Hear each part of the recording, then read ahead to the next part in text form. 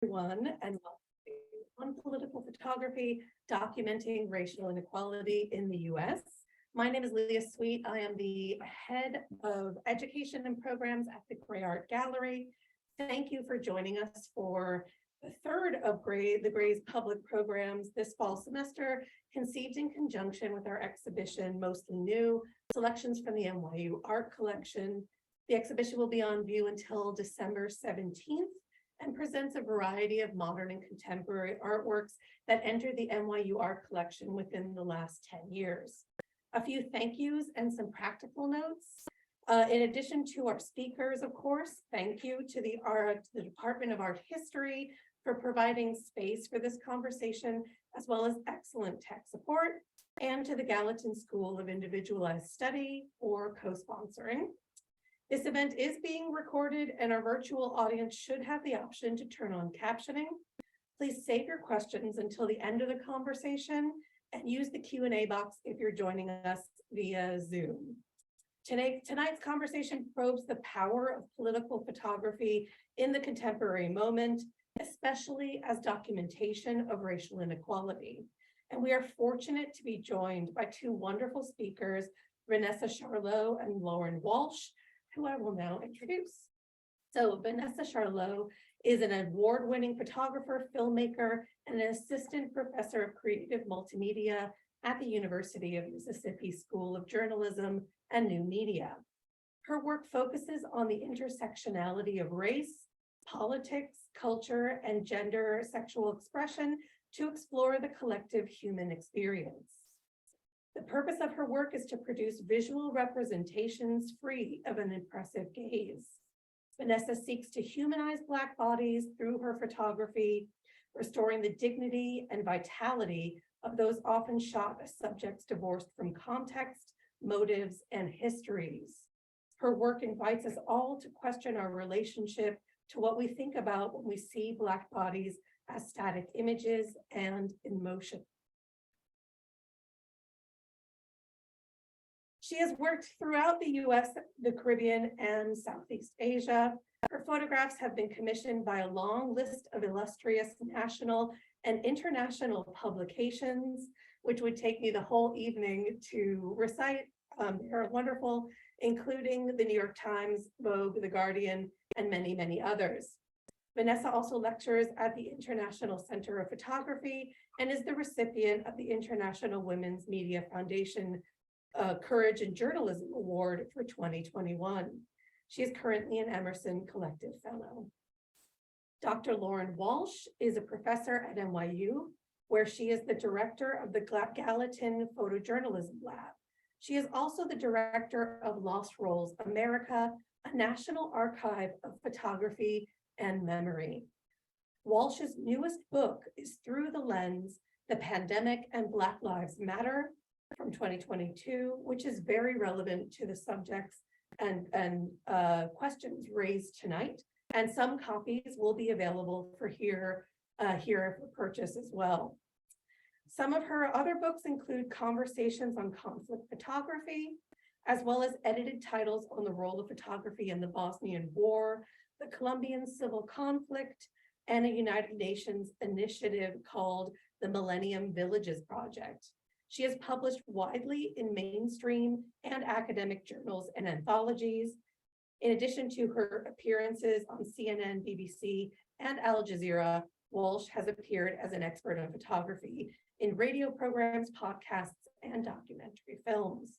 Walsh is the co-director of an in-progress documentary film about two iconic photographs of conflict, and she heads media literacy educational initiatives both in the US and abroad. And please join me in welcoming Vanessa Charlot and Lauren Walsh.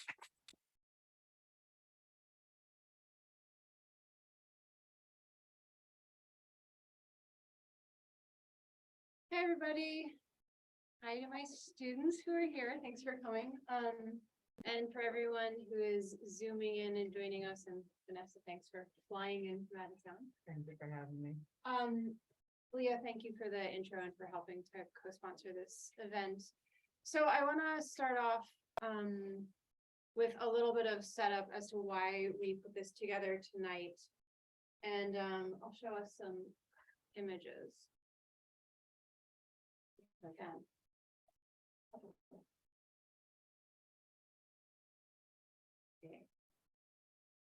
Possibly, I'll just pick up the keyboard and show us some images.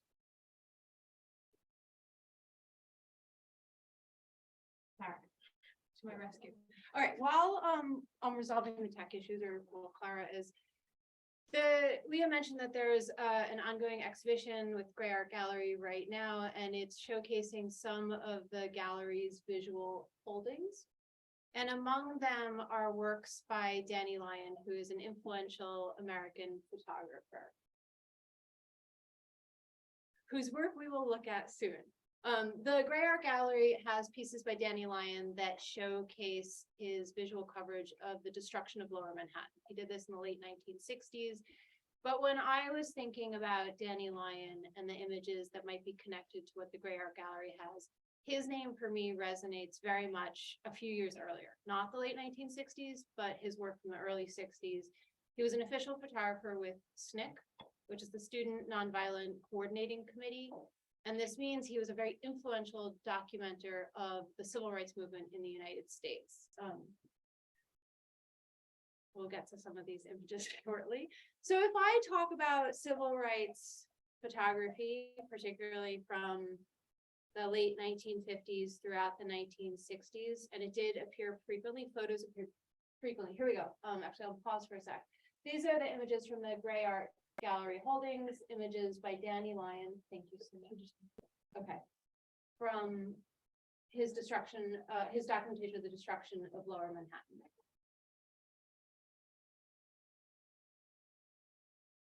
I think I got it now. And this is from his civil rights coverage. Show us a few images.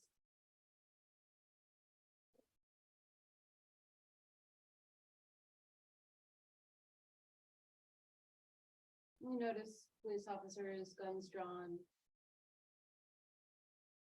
As I mentioned, he was a photographer with SNCC. This is his photograph.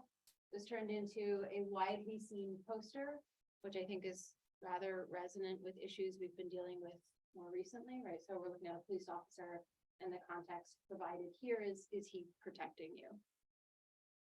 When I would say the majority, if not everyone in this room, did not live through the civil rights movement, but you still have a received visual tradition, the images that may come to mind. And by and large, I would say that those images fall into a certain category. And if I had to describe them, the most famous ones or the best known ones, I would describe them as showing something that's inhumane, or showing repression, or showing something brutal. So if I'm visually calling up in my mind, what are some of the best known images? The descriptions I would give them are things like police using high-powered water hoses and spraying them at quiet protesters, right, or nonviolent protesters, or police dogs lunging at, again, nonviolent activists. Or there's another image I think of, and it is demonstrators advocating to stop racial segregation, and they're sitting at a counter. It's a sit-in a restaurant, and you can see white supremacists aggressively harassing them in the photograph, right? So these are some of the images that I think of as the best known images from the civil rights movement. And the point I want to make is that these are often images of violence and images of repression. And I found a quote by Dr. Martin Luther King that I thought was resonant by way of giving us some setup. The brutality, and this is written in 1964, the brutality with which officials would have quelled the Black individual became impotent when it could not be pursued with stealth and remain unobserved. It was caught as a fugitive from a penitentiary is often caught in gigantic circling spotlights. It was imprisoned in a luminous glare, revealing the naked truth to the whole world. So if I had to paraphrase the point there, it's that Dr. King recognizes the value of documenting and distributing images of violence, right? They stop us in our tracks.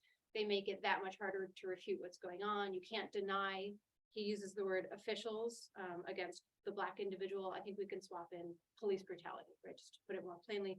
And it's also creates visual evidence for, in theory, holding the perpetrators accountable.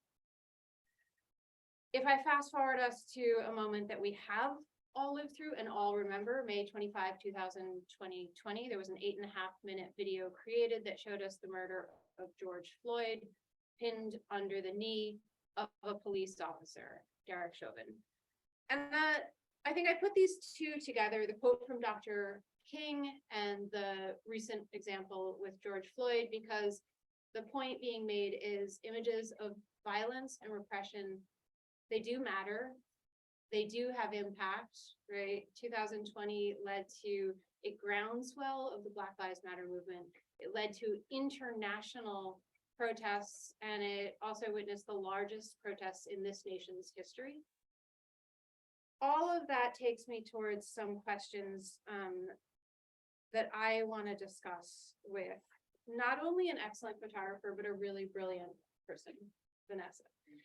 And I wrote out a few of these questions just by way of setting them up, maybe as rhetorical questions, or we can dive right into them. Okay.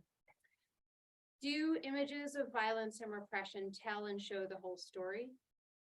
What happens when the media coverage or the prevailing narrative emphasizes brutality, or what happens when it highlights Black or brown Americans in positions where they are being oppressed, but also therefore shown without agency?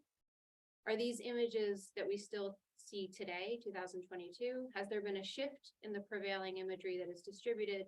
And if so, who is changing the narrative and why?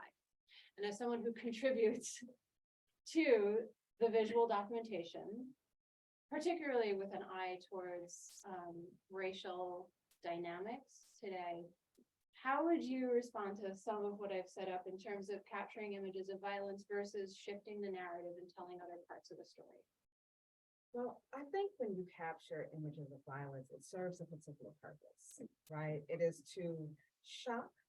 It is also to inform the greater society as to what's happening, right? But simultaneously, there's something also happening. There's a conversation happening between the larger society and marginalized communities that is equally damaging, right? Because now they're seeing images of themselves in a way that's rather denigrating. It completely eradicates their humanity. And so there is this message, I think, that's being sent about how does, in this specific case, America view Black bodies or brown bodies or women, right? And we know that visual, the photographs that we take are like visual artifacts that will exist when we are no longer. And so what are we saying about our society, and particularly those people within those photographs when they're photographed that way? So what are we saying? Well, it depends, right? It depends on who's making the photograph. It depends on their gaze, what they choose to point at. I think that images of violence, again, serves its purpose, but it's also highly sensationalized, right? Like people are almost drawn into these images of the destruction of Black bodies. Like when you see what happened with George Floyd, when you see photographs of Black men being lynched and hanging on trees, and that being widely circulated, right? That basically says that this is not a human, it is not a person. And so the body is something to be destroyed, particularly the Black body. And with your photography, are you thinking about that? How do you restore the humanity in the photographic form? Yeah.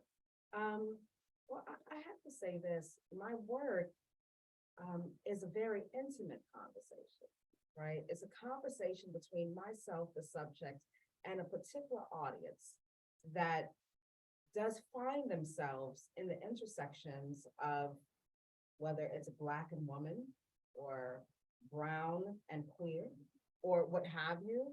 And it is to completely render a white oppressive gaze irrelevant in that time, right? And explore the complexities of their lives and explore the complexities of their emotions. And so that conversation forces us to look at ourselves in this work, right? So when I see photographs of violent acts towards Black and Brown people, it's heartbreaking to see that. At the same time, I know that that snippet is not all of our lives, right? So it's just so happened to be something happened that was horrific, but we still have families, we have private moments. W.E.B. Du Bois talks about the fact that Black life happens behind the veil, right? And the veil is this idea that Black life happens in private spaces, right? So in the barbershops and hair shops, at our grandma's restaurants or our grandma's houses and things like that. And that's where we really share love and intimacy and those things. And so the work is to explore those quiet moments in the midst of political chaos and what's happening outside.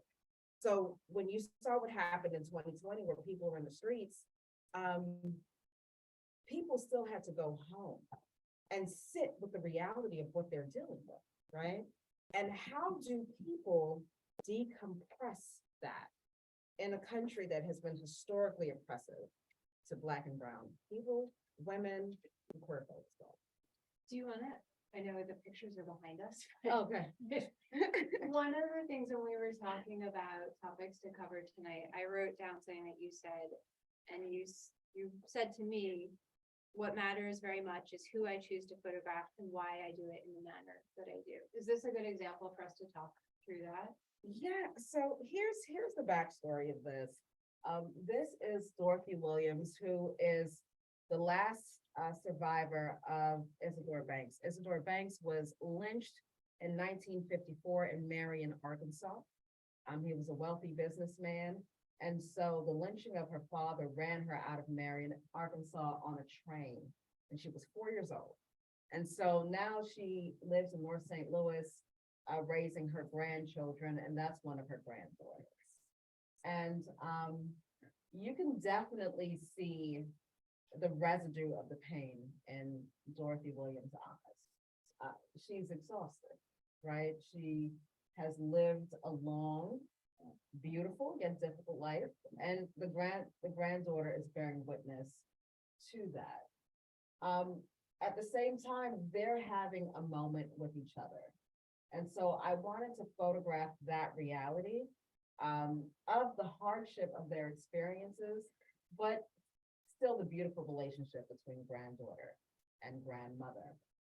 Because our lives are nuanced, right? Like they're deeply complex and we're multifaceted beings.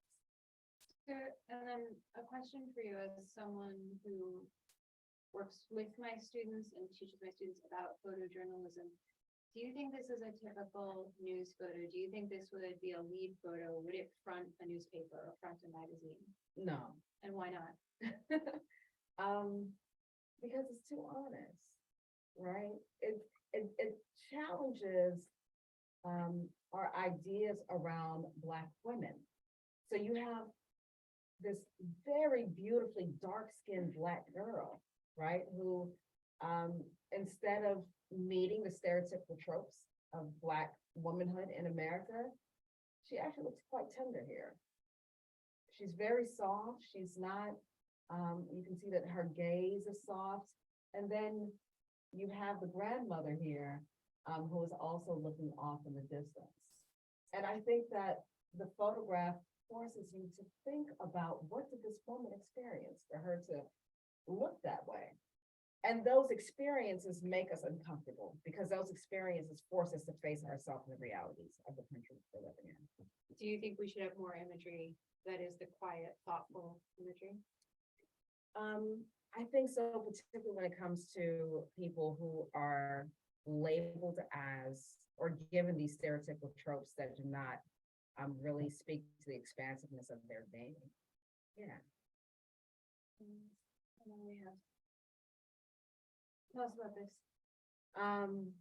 So I now live in Mississippi, and I do a lot of work in the Mississippi Delta. And I am on this photograph was taken on the Quito plantation.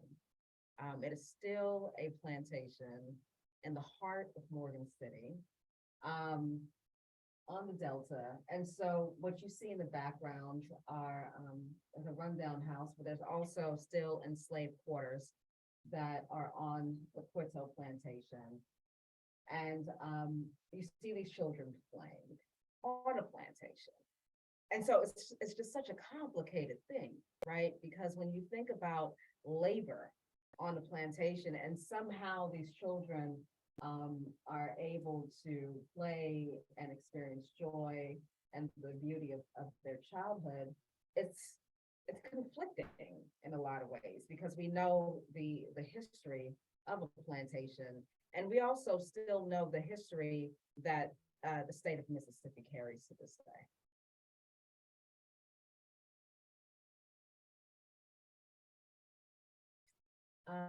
This is Naomi Davenport. She's half Choctaw Native American and half African American.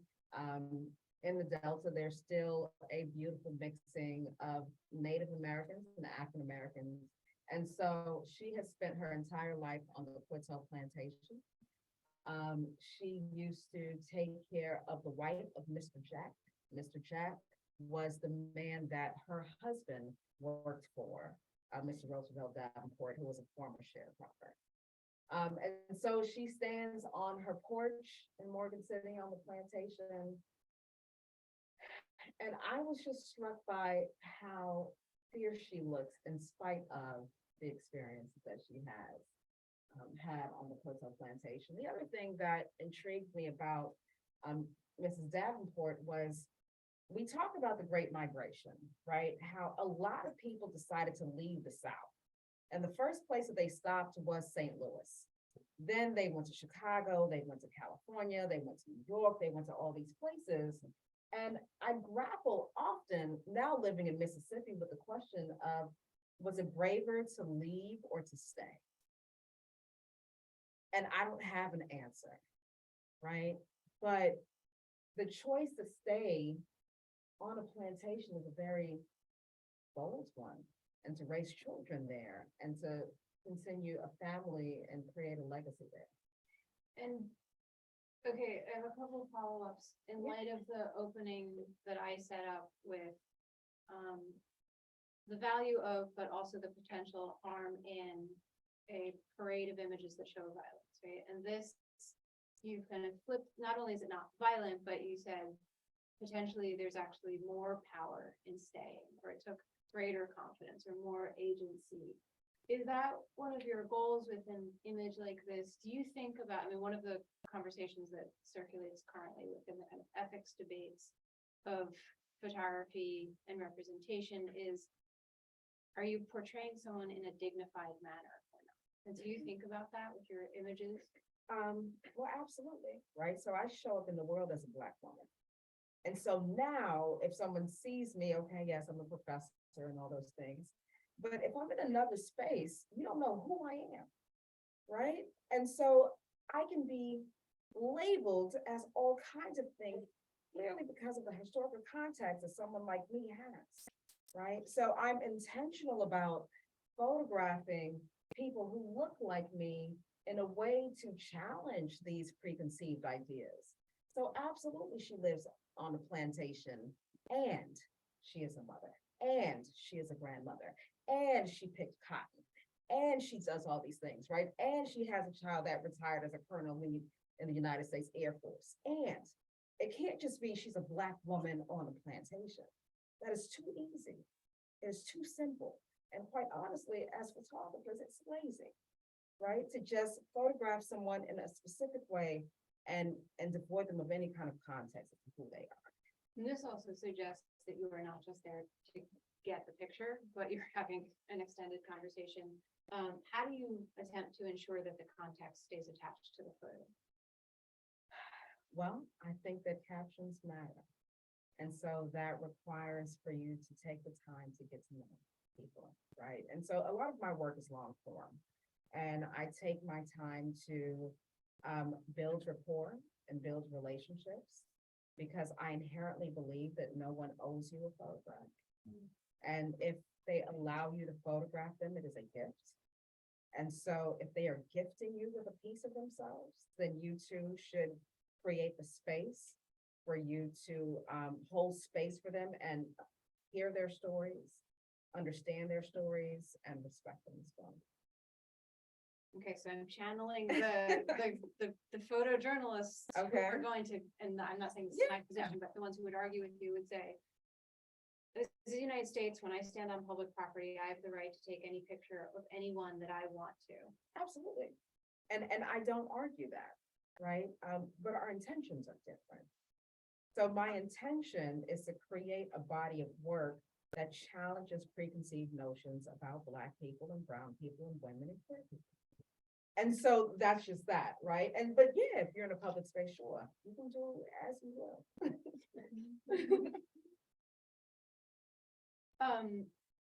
I started us off with reference to historic and much more recent protests. And I didn't have a specific question in mind when we put this slideshow together, but something that you said did spark a question for me. And you said, looking at the George Floyd video, or any, I think we could say any recent equivalent or historical equivalent, is heartbreaking. Mhm. You personally, Black woman behind the camera, does it take a toll on you to be in spaces? I mean, here, this is maybe kind of standing up and becoming empowered, but it's also in response to such heavy destructive tolls in this country. How does that inform you? Oh, man, that's a good question. Photography for me is, the camera serves as an extension of myself, right? So I am deeply emotionally enthralled in the work that I do. And so absolutely it takes a huge toll, because I am seeing people who look like me being oppressed. And like when you see the pictures in the 1950s and 40s, you're affected by it. At least I'm affected by it, but there's some kind of separation, right? And then you see it happen again in 2020. And then you see the photographs of the apartheid in South Africa. And then you see what happened in Vietnam. And then you see what happened in Cambodia. And so like there's all of these images that are reinforcing the idea that around the world, melanated people are combating serious oppression in this world. And so for me, that was photographing in St. Louis. And St. Louis exists in the shadows of the Ferguson uprising after the death of Michael Brown. So the racial tension in St. Louis is palpable, right? And I'm also the mother of a Black boy, and he's 7. And right now, Jacob's in the dinosaurs and rockets and ninjas and things like that. But I often think about, in 8 years, how will he be viewed? He will no longer be that curious kid to the rest of society. And so when I took a photograph of this little boy, one, I thought it was courageous for the parents to bring their children out. I also understand the importance of allowing your children to see the realities of the nation in which we live. But it was also a personal reminder to me of so many children who were instrumental in movement work, right? So when you're looking at the 4 little girls who were bombed in Birmingham, that really catapulted a lot of things, right? So children also are instrumental in getting things to move forward. I also think from a photojournalist standpoint, if someone sees a child in the middle of civil unrest, it makes you uncomfortable, because babies are not supposed to be there. But it also denotes the idea that we are creating a world that propels parents to bring their children out. Like that means that something is fundamentally wrong, right? Because that shouldn't be the reality of our children. And when you, and this is maybe a tough question, but when you reference Cambodia and Vietnam and South Africa Mhm. and the United States mid-century and the United States today, there's the cynic who could say, why bother trying to make change because history repeats itself? So then I guess the question would be, not that we're cynics, we want change, but what's the camera's role? Can it be a successful tool in making change? I think so, and you know, it makes me think of both James Baldwin, who says that the artist is to bear witness to, and then Nina Simone as well, who said something comparable, right, about bearing witness to an experience or a moment in time that hopefully solicits great reflection and hopefully encourages and motivates people to act or conduct themselves differently. So I think that the camera is a tool of power when it comes to shaping perceptions around how we can reimagine our societies to be. Yeah, and I mean, to my mind, it's also exactly the points you've been making, right? Quiet moments exist. Right. Love exists. Or there's the reality where parents have to bring their children, just kind of make us think on other levels. I know that when we were putting together the slideshow, one of my very basic questions was, Vanessa, why do you always shoot in black and white? So I'm gonna answer that. This is the mother of Mike Brown, Miss Leslie McSpadden. And Mike was killed in 2014, and I photographed her in front of her house in St. Louis. And actually the dress is yellow in color, and she looks absolutely stunning, right? But making this photograph, I thought of Mamie Till, the mother of Emmett Till, who made the decision to let the entire world see her baby. And that was, I believe, in 1955, if I'm not mistaken. And then I spent time with Leslie McSpadden, who makes the choice to take a picture of her baby and allow me to make a picture of them. And my work, I hope, speaks to the idea that there are universal themes in all of our lives that exist out of the confines of time. So war, love, pain, death, all of those things are not confined to a specific time period. And the black and white forces us to become, I think for me, forces me to become less concerned about a specific moment in time, and instead looking at the unifying threads with the themes that expand over a larger amount of time.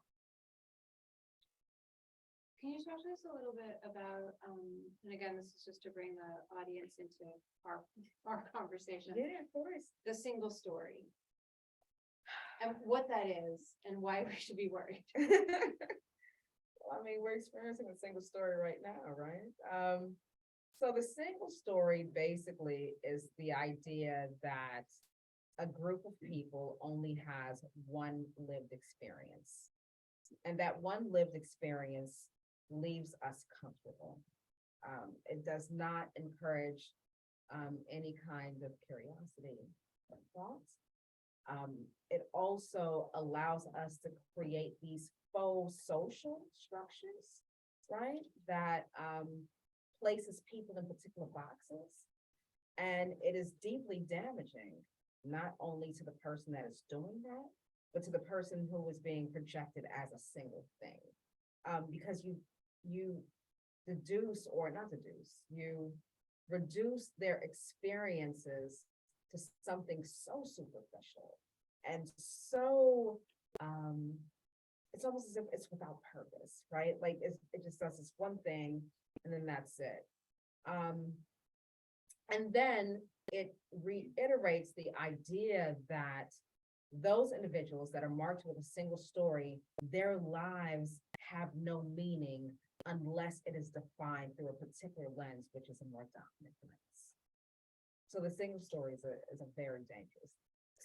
Do you think that in the age of Instagram and TikTok, do those platforms help get us out of the single story because you have so many different visual voices? Or do we just get stuck inside our own little bubbles? You know, like I'm an artist. I'm not an algorithm person. So I'm assuming that, you know, like whatever you like, it creates the same thing. I do think that social media plays an interesting role in bringing diverse stories or diverse voices to one platform where people can explore. I do also know that sometimes we can end up in these silos, right? Where we're only following things that reaffirm what we think should be. And so it does both things. It depends on your area of focus of it. And do you think mainstream media, broadly speaking, in the United States, does a good enough job of getting away from the single narrative? Or is it still just kind of a prevailing viewpoint, a prevailing perspective? Oh, God, no, we don't. Right? Right? So like, think about what's currently happening in Haiti. And what you hear is Haiti is on fire, right? So there's gangs, it's absolutely crazy. The entire country is poor. And then you get there and you're like, I mean, this block is hot, right? Like kind of like New York, right? Like when people are like, oh my God, New York is crazy. And you're like, okay, this area, but life is still happening. Things are still going on. I think that the mainstream media likes to sensationalize things, which perpetuates a specific kind of idea about a specific kind of group of people. Or even think about when they were talking about the caravan of immigrants that were coming to the country, right? Mexico has millions of people. And so like to say all of them are criminals, like that's ridiculous, right? Or even our ideas around people of the Muslim faith and having these conversations around how dangerous they can be. And you know, I joke and say all the time, like there's 1.1 billion Muslims. I mean, if they were really that crazy, then, you know, like think about, like logically, it doesn't make any sense. And also it is harmful to someone or a group of people to present them in a specific light that creates a narrative where the dominant society now can justify their oppressive behavior towards them. I think that we could do a better job. And it can justify the oppressive behavior because it's an ideology that is received unthinking. Like it appears to be organic as opposed to something that we question and challenge. Absolutely. Absolutely. Okay, we didn't do this one. And I know we have one or two more images, and then we also have time to open it up to questions. Is there anything you want to say? So this is Mr. Roosevelt Davenport. He is also on the plantation. And he's a former sharecropper, and he has raised 22 children, all of which have left the plantation and all are doing extremely well. And I really love this picture because you see the pride in his eyes, but you can't negate the physical scars that are left by the Jim Crow South, white supremacy in Mississippi. So he lost his digits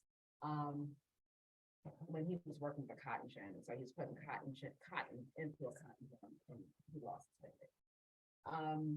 And there's a lot of those stories, right? But that's not just specific to Black folk. I think it's to all of us, where we all have scars, whether outward appearing or internally, that we carry with us.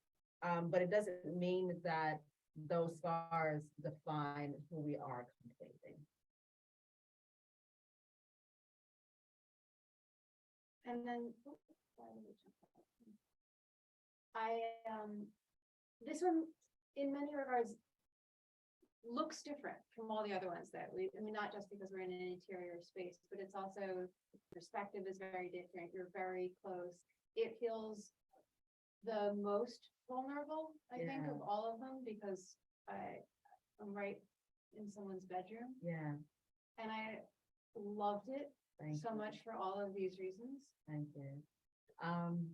I took this photograph in St. Louis, after,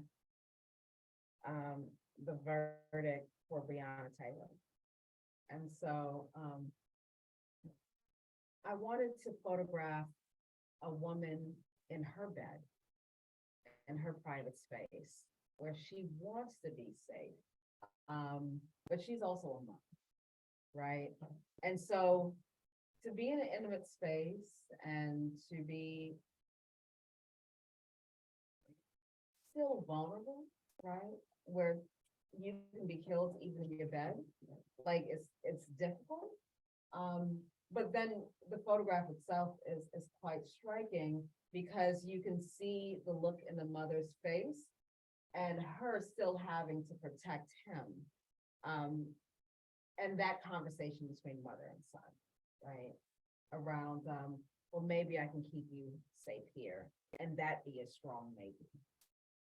And for everyone here who tends to look at the photo and not necessarily think about how it was created, this also communicates to me an extreme trust with you, Yeah, letting you into this space yeah. at this moment. Yes, yes. I mean, I've been in dialogue with her for some time. She was an executive actually, in St. Louis.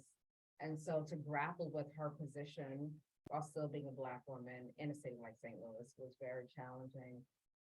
And so even before I took this, or I made this photograph of her, we had been conversing for some time about how was she making sense of this and how does she feel.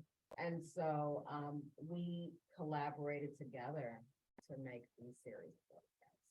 Do you feel at all that doing a series like this helps you make sense of? Well, yeah, well, this series is from a series I have called Black Woman Shadow. And so the idea is that for women, we carry our trauma like a shadow, right? Like, and we don't always let it be seen, but it has become a friend that we didn't want to have. And so she externalized the things that I was feeling internally covering 2020. Because as a photographer, when you're on the streets, that is not the time to feel, right? Like I may have very deep emotions, but I wasn't expressing them out there. I was trying to make pictures and keep myself safe so I could make it home to my son. But then I would go home and I definitely would lay in my bed and I would cry about it because it was hard.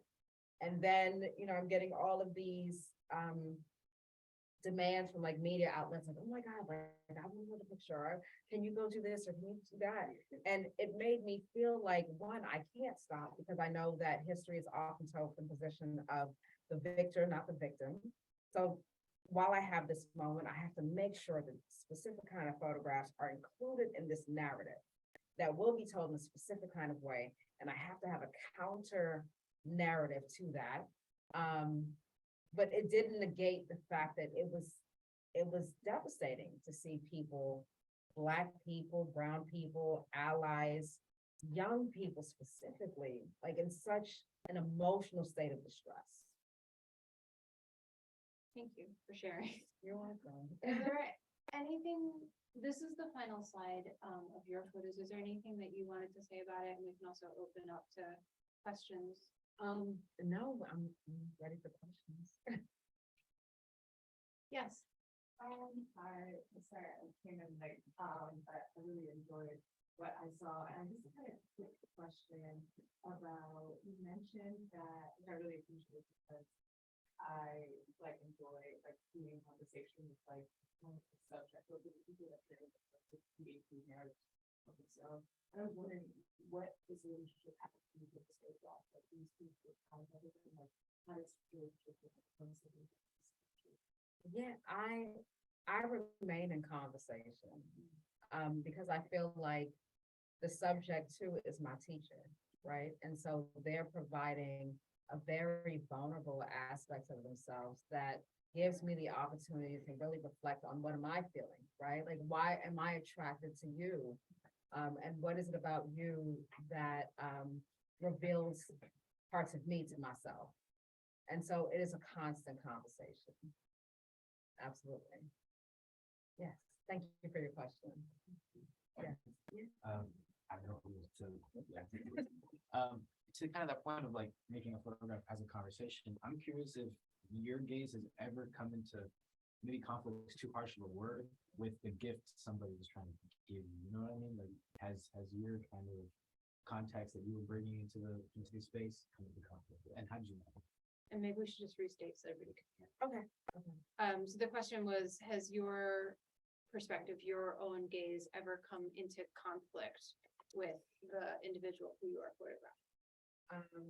Yes, and specifically, I remember photographing for The Guardian at a Trump rally, right, in Tulsa, Oklahoma. And it was during the time where they were preparing for the Tulsa Race Massacre commemoration.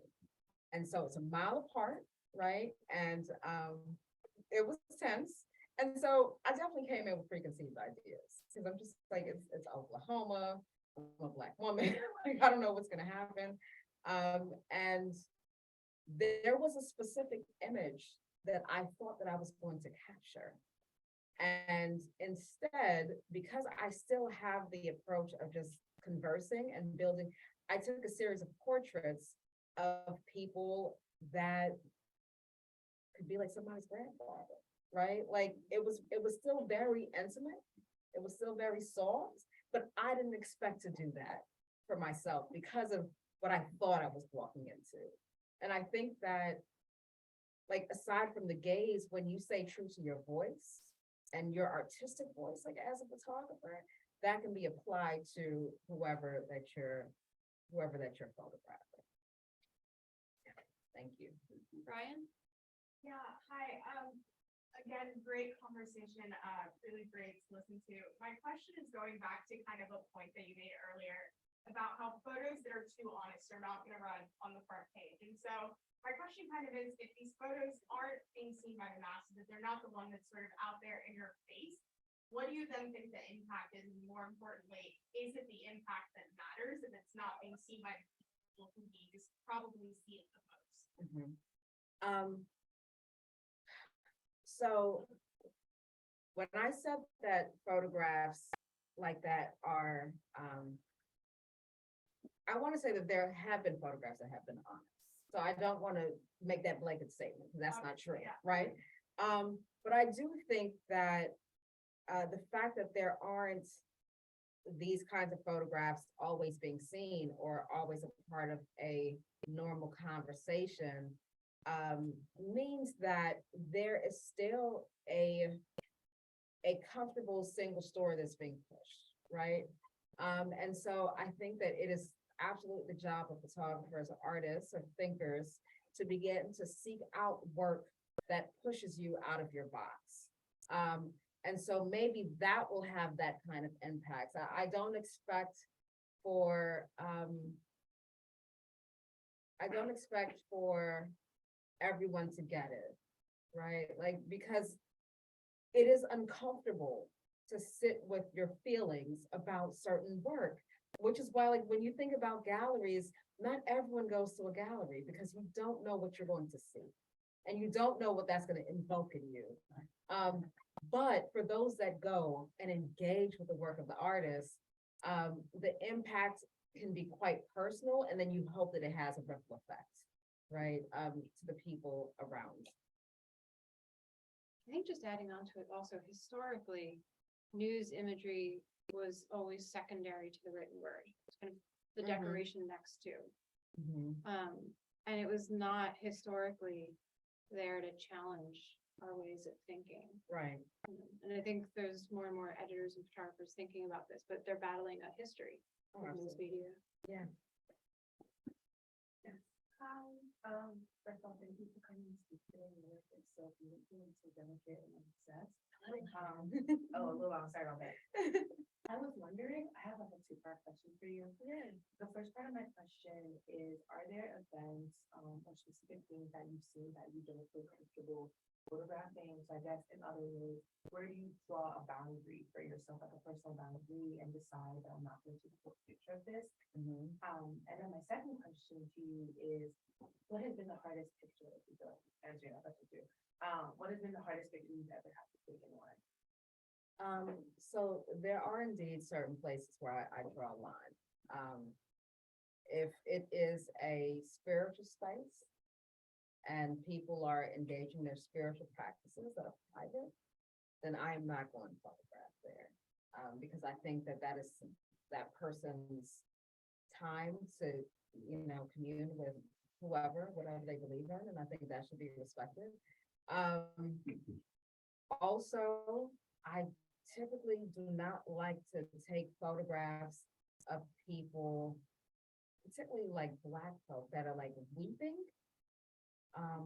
or like just like, like that gut-wrenching cry. I don't like to take that kind of photograph. I think, because if it was me, I would be very annoyed if someone did that to me, right? Because I'm in such a raw emotional space and I don't want the rest of the world to see me like that.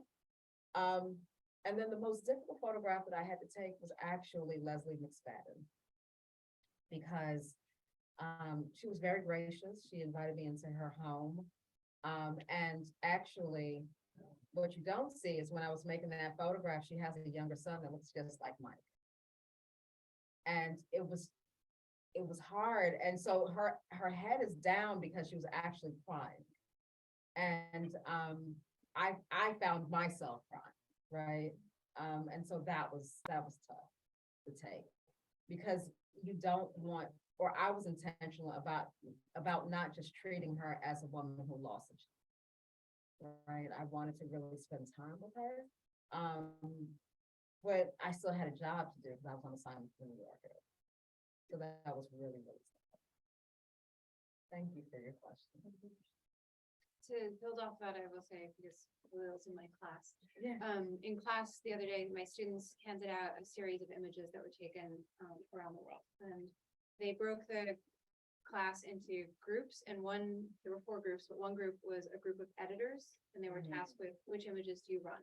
You're the editor. And another group was, you're local, so the person you're looking at, which images do you run? And of course, we had differing, they had different responses based on kind of exactly what you're saying.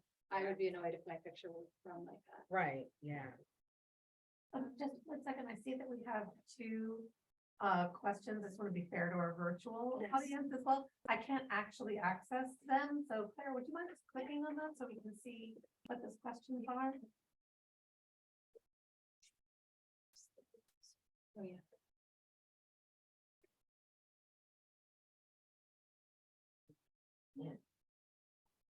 Okay, I will read the top one.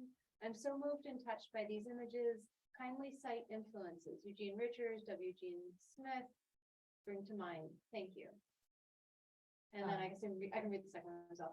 Can you talk about the responsibility of being a journalist versus the need to be a commentator? I'm sure you have your own point of view, as we all do. Okay, so I'll first answer the first question.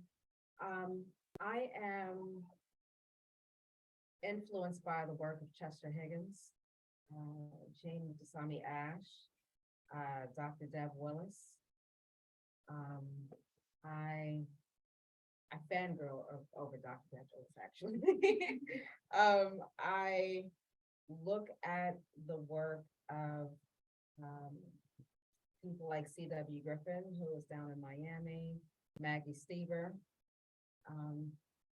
I'm really drawn to the work of women photographers, and photographers of color, period. I think that, like, Eugene Richards is brilliant, right? But like, there's a specific kind of look that I like to see, or there's a specific kind of feeling that I like to see in the work, and so those photographers sit for it.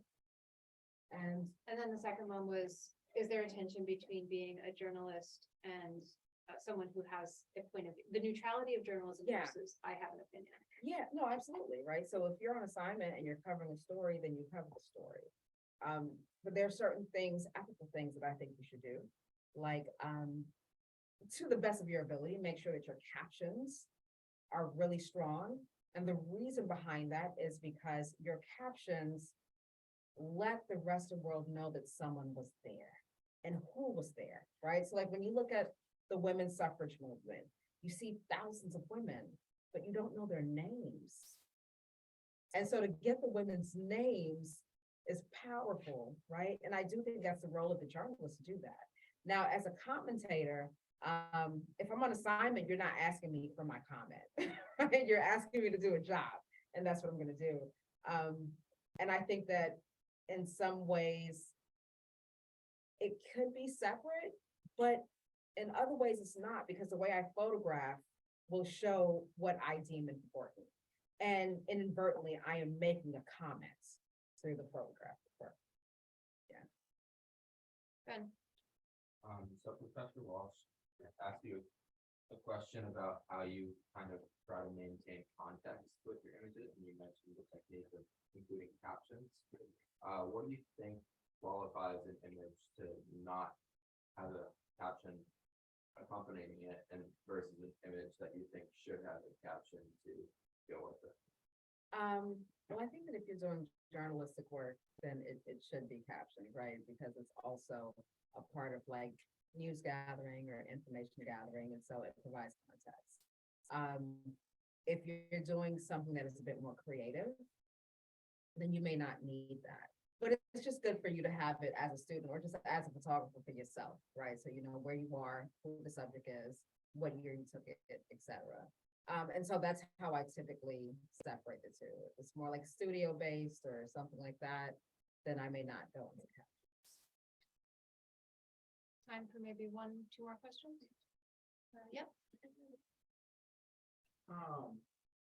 Historically, obviously, photography, and I guess especially photojournalism, has been a white male career. Yes. I mean, I've seen too much of that, I think, whenever covering events. How do you think that well, I guess two parts again, how do you think that we diversify that? And also, how do you think that we support less conventional methods to that? Someone who comes to mind, Brandon Bell, who's a photographer. Love Brandon. Yeah, he's a Amazing. very personable and just an amazing person to be around. Yeah. But how do you think that we support people who, obviously he took a very unconventional means to Right. now being a photographer at Getty Images? Yeah, yeah. Okay, so your first question is, how do we diversify, right? The field of photography? Yeah, and I guess more specifically, photojournalism. Well, I think that we do that by putting resources in the hands of local communities. So instead of, you get an assignment, go shoot in the Bronx, maybe have someone from the Bronx photograph in the Bronx, right? So that makes me think of, oh my God, his name escapes me, but there is a Latino photographer that is doing brilliant work in the Bronx. And so his gaze is very different, right? Because he's from there. And I think that when you invest in local communities, that's a great way to diversify that. I know the Bronx Documentary Center is also doing amazing work.